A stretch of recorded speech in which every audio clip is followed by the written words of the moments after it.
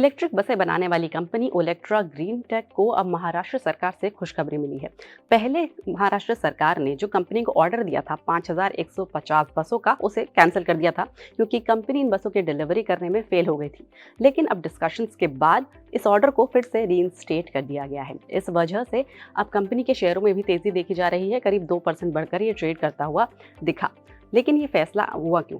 फैसला इसलिए हुआ क्योंकि जब कंपनी के ऑफिशियल्स और जो महाराष्ट्र की ट्रांसपोर्ट मिनिस्टर हैं प्रताप सरनाइक, उनके बीच बैठक हुई, डिस्कशन हुआ और उसके बाद ये तय हुआ कि इस ऑर्डर को रीइंस्टेट कर दिया जाए और कंपनी को ये जो ऑर्डर है ये फिर से दे दिया जाए। लेकिन कंपनी को नए स्केड्यूल के तहत अब ये बसें जो हैं वो डिलीवर करनी होंगी। क्या ये स्केड्यूल है? तो 2025 तक 620 बसें देनी होंगी, 2026 तक 2100 बसें देनी होंगी और 2027 तक बाकी जो ऑर्डर रिमेनिंग है 2210 बसों का, उसे डिलीवर करना होगा। ये जो ऑर्डर का वापस मिलना है कंपनी के लिए बहुत इम्पॉर्टेंट है, क्योंकि कंपनी की जो आधी ऑर्डर बुक है वो इस पे ही डिपेंडेंट थी। महाराष्ट्र सरकार का जो ऑर्डर था वो उनकी कंपनी की कुल ऑर्डर बुक का कम से कम आधा हिस्सा था।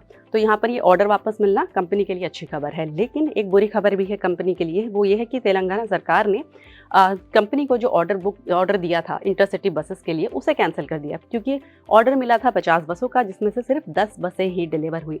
यानी कि जो बाकी 40 बसें डिलीवर नहीं हुई उनका ऑर्डर अब कैंसिल कर दिया है। हालांकि कंपनी ने कहा है कि जो 40 बसों का ऑर्डर कैंसिल किया है इसका ऑर्डर बुक पे इतना फर्क नहीं पड़ेगा क्योंकि उनकी बाकी की ऑर्डर बुक बहुत बड़ी है। हालांकि ये बहुत अच्छी खबर नहीं है कंपनी के लिए।